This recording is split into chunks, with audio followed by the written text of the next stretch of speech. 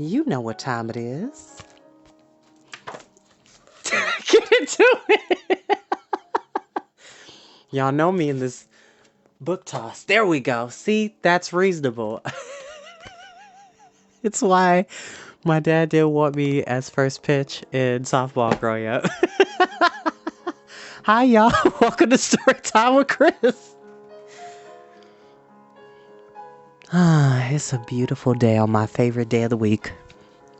And yes, Wednesdays are always my favorite day of the week. I was born on a Wednesday, and ever since I was a child, ever since I can remember at least, something good always happens to me or people that I'm connected with. Hence why I love Wednesdays. I actually have a lot of favorite days. So Wednesday is number one. Probably the next day that is really good is Thursday.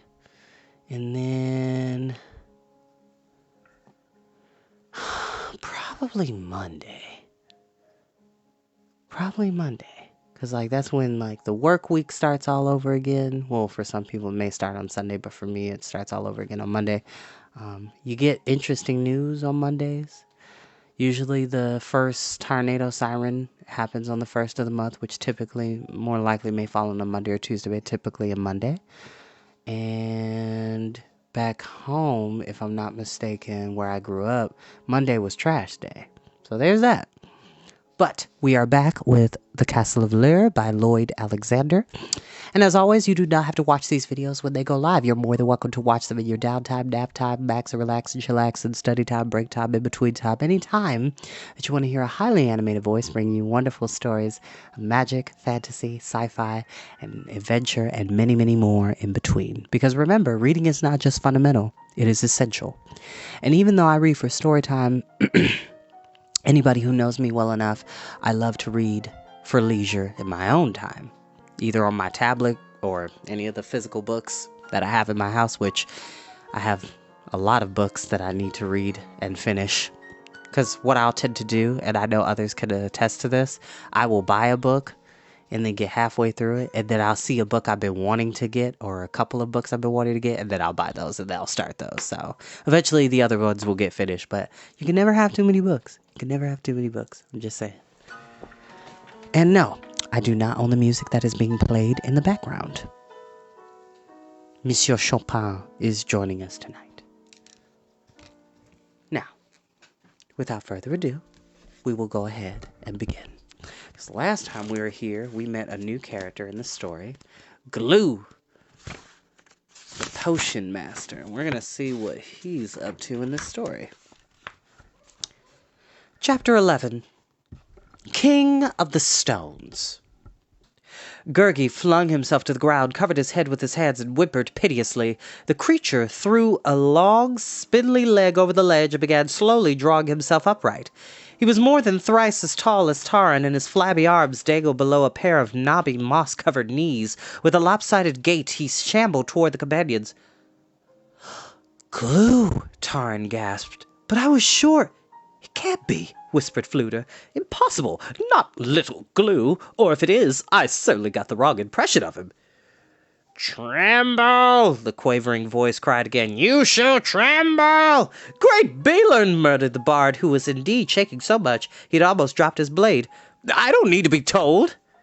The giant bent, shaded his white eyes against the light of the bauble, and peered at the companions. "Are you trembling? Are you really trembling?" he asked in an anxious voice. "You're not doing it just to be obliging." Gurgi, meantime, had ventured to lift his hands from his face, but the sight of the creature towering above him made him clap them back again and set him to wailing louder than ever. Prince Rune, however, recovering from his first shock, studied the monster with great curiosity. "I say, this is the first I've seen anyone with toadstools growing in his beard," he remarked. "Did he do it on purpose, or did it just happen that way?" "If that's the Glue we know," said the bard, "he's changed remarkably." The giant's pale eyes widened. What would have been a smile on the face of an ordinary size became a grin that stretched longer than Taran's arm. Glue blinked and stooped closer. "You've heard of me, then?" he asked eagerly. "Indeed we have," put in Rune. "It's amazing. But we thought Lion—" "Prince Rune!" Taran warned. Glue, for the moment, seemed to have no wish to harm them.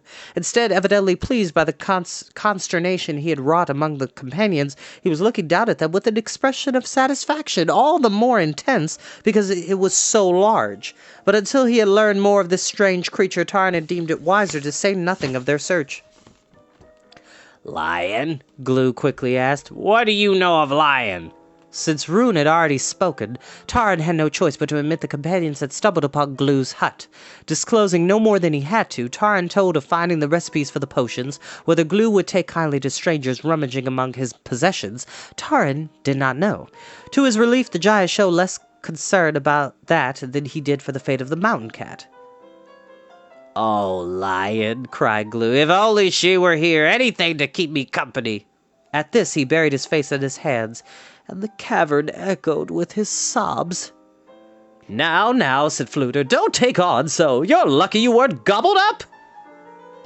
"Gobbled?" sniffed Glue, raising his head. "Better if I had been. Any doom rather than this miserable cavern. There's bats, you know. They're always terrified of me, swooping and squeaking in that nasty way they have.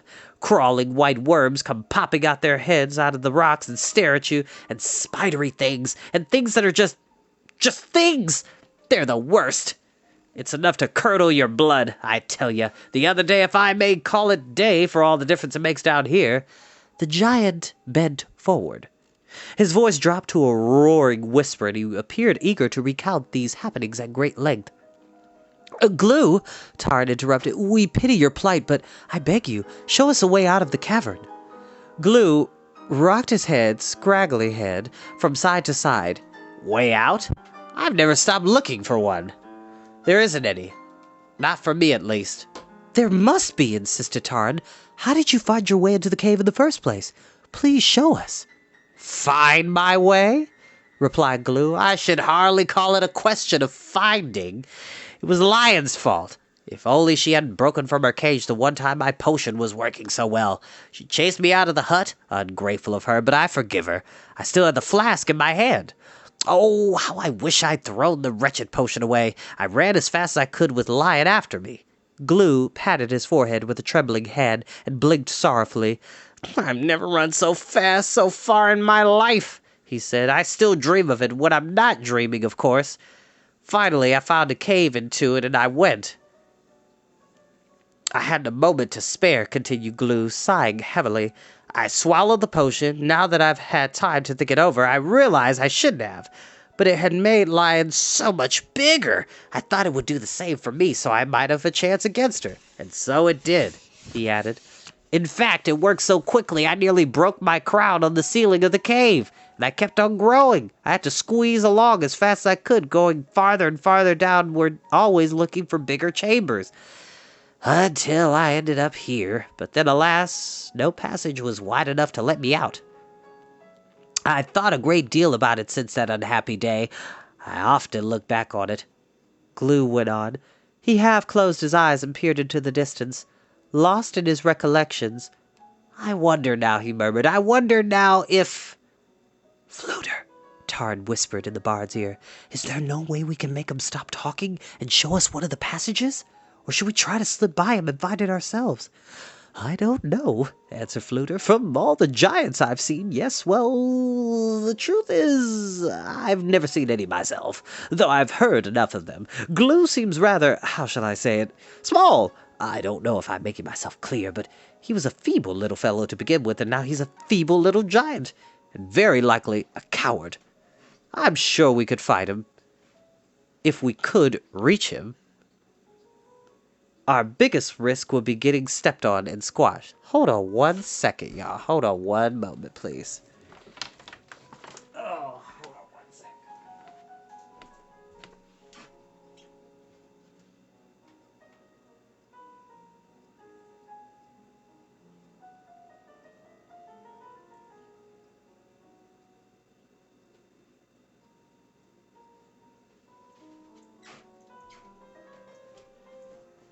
All right. Okay. Sorry about that, y'all. I'm back. Let's see. We're almost there. Where was I? There we go.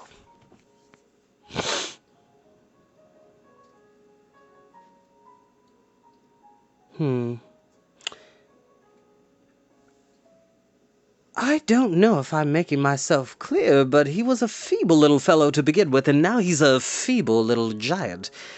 And very likely a coward. I'm sure we could fight him, but if we could reach him, our biggest risk would be getting stepped on and squashed.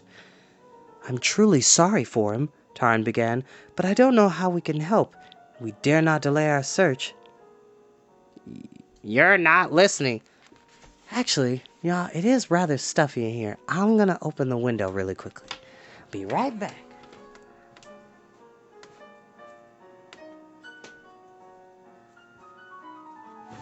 You know what that springtime break. Mr. Squirrel, get out of there. All these squirrels are trying to eat out of my bird feeders. It's rude. It's not an all-you-can-eat buffet. It's alright, kids. Squirrels are our friends, but they tend to mess up a lot of stuff. And don't get me started on the deer, even though deer are one of my favorite animals. Alright. I'm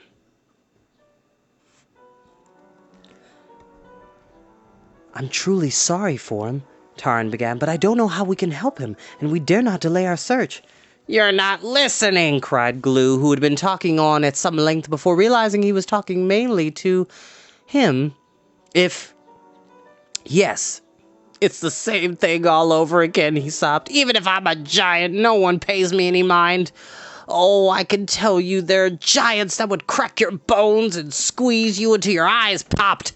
You listen to them, you can be sure, but not Glue. Oh, it makes no difference about him, giant or no. Glue the giant, mewed up in a wretched cave, and who's to care? Who's even to see? Now look here, answered Fluter with some impatience, for the giant had begun to sob and splash the companions with tears. You've only yourself to blame if you put yourself into a stew. You meddled, and as I've said time and again, it leads to sad results. I don't want to be a giant, protested Glue. Not at first, anyway.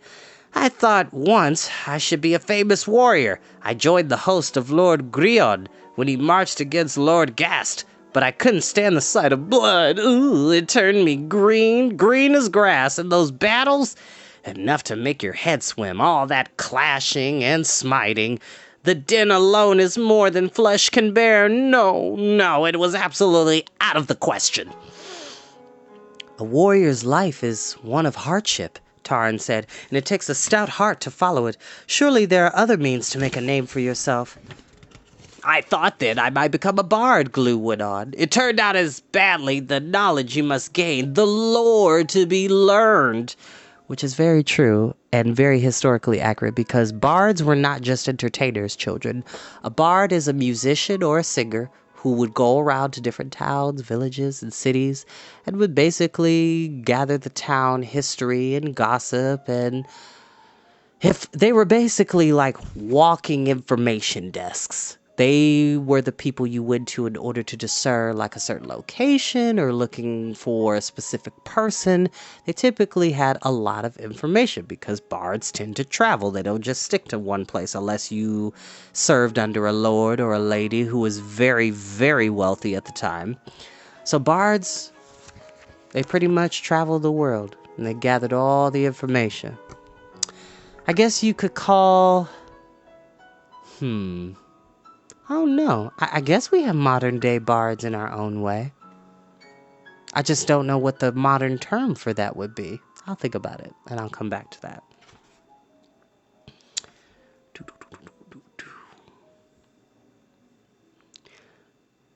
I'm with you there, old fellow, murmured Fluter with a sigh of regret. I had rather the same experience. It wasn't the years of study, explained Glue in a voice that would have been forlorn had it not been so loud. I know I could have learned if I hadn't taken the time. No, it was my feet. I couldn't bear all the tramping and wandering around from one end of Prydain to the other, like I just said, and always sleeping in a different place, and the change of water, and the harp rubbing blisters on your shoulder. We grieve for you, interrupted Taran, shifting restlessly, but we cannot tarry here. Glue had crouched down in front of the companions, and Taran tried desperately to think of the best means of getting past him. Please don't go, cried Glue as if reading Taran's thoughts, his eyes blinking frantically. Not yet. I'll show you a passage in a moment, I promise. Yes, yes, shouted Gurgi at last, able to bring himself to open his eyes and clamber to his feet. Gurgi does not like caverns, and his poor tender head is filled with soundings and poundings. Oh. It was then I decided to be a contender. No, I'm kidding. What it actually said. I had to do it. I had to. Kids, when you get older, watch a movie called On the Waterfront starring Marlon Brando. It's a good time. It was then I decided to become a hero, Glue eagerly went on, ignoring the impatience of the companions, to go about slaying dragons and such, but you can't imagine how difficult it is. Why, even finding a dragon is almost impossible. But I discovered one in Cantreve Mall. It was a small dragon, admitted Glue, about the size of a weasel.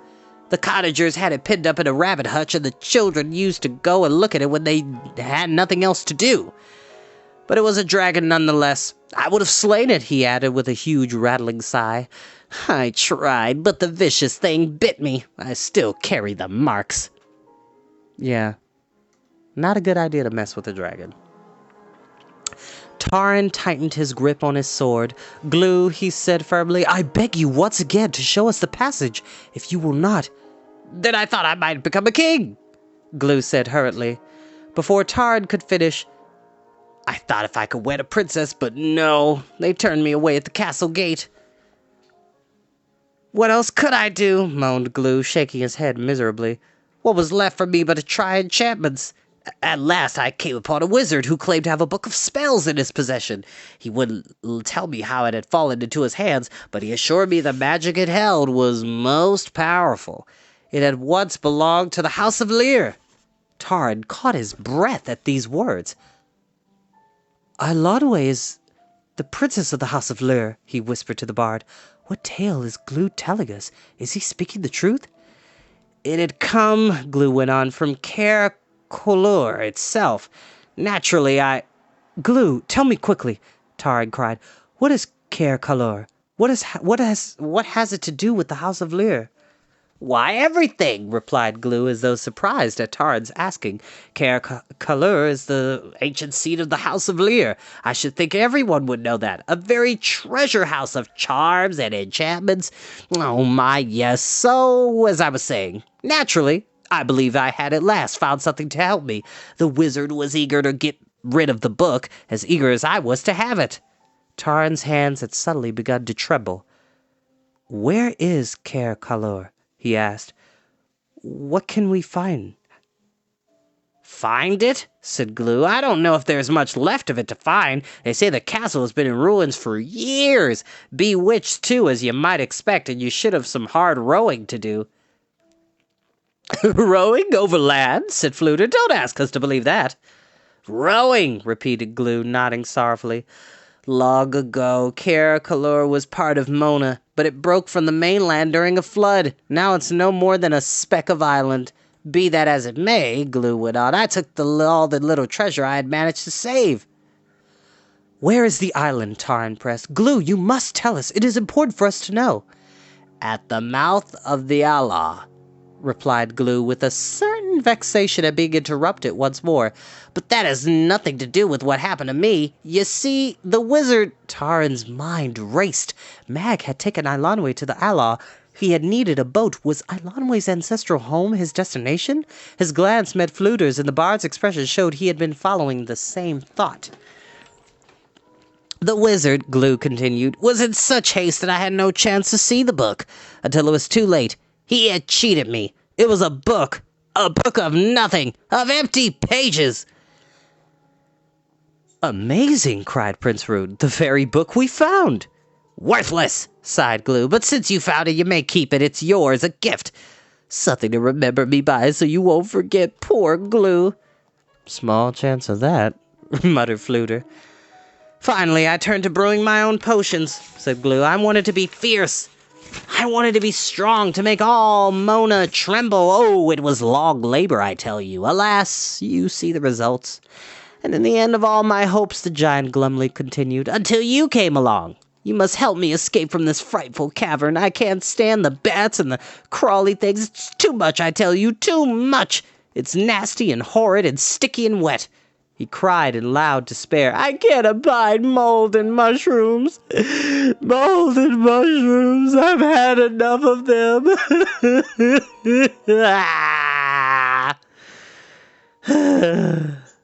He set to weeping again as his pitiful moans shook the cavern. Glue is what you call a leaky faucet, meaning he cries at the drop of a hat. That's what they used to call me in elementary school. They called me the leaky faucet. And then I had a classmate called Joy. She was the foghorn, because when she would sneeze, it sounded like a horn. It was hilarious. "Dolben, my master, is the most powerful enchanter in Prydain," Taran said. "It may be that he can find a means to help you.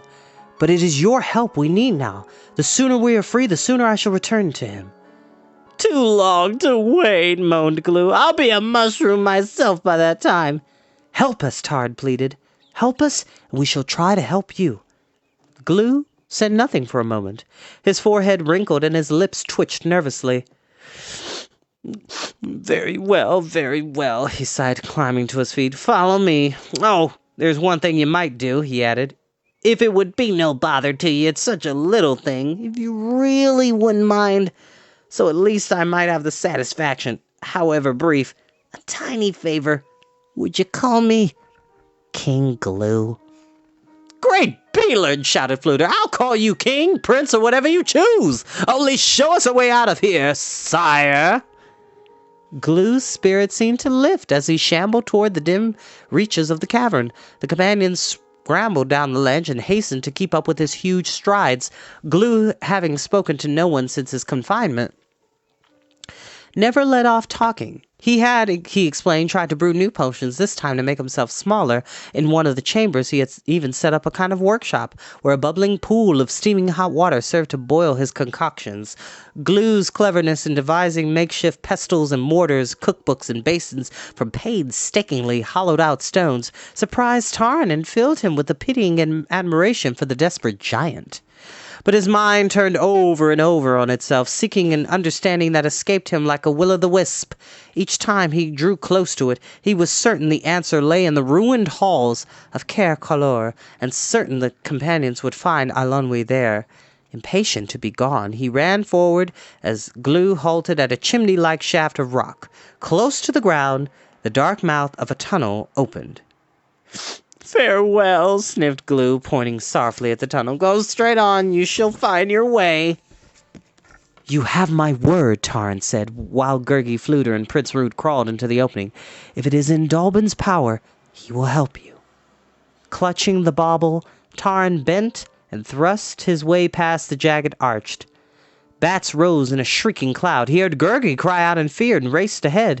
Next moment he collided with a wall of stone and fell back on his heels while the bauble slipped from his grasp and dropped among the pebbles on the uneven ground. With a shout, Taran spun to see a massive rock pushed into the opening and flung himself toward it. Glue had sealed the passage. So it seems like Glue is not to be trusted, because they were trying to leave. And he blocked the passage out. So, that's why, children. The word of the day is vigilant.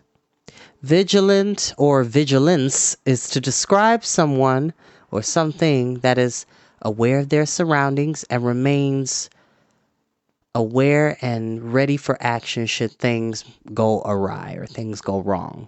Being vigilant is paying attention, being attentive to who is around you and what's going on, and learning to discern when to leave and when to stay. So, in this case, they weren't being as vigilant as they should have been because now Glue has them trapped. But we'll hear about that next time we meet. As always, y'all, I love you so very much. Happy Wednesday, and I'll see you next time.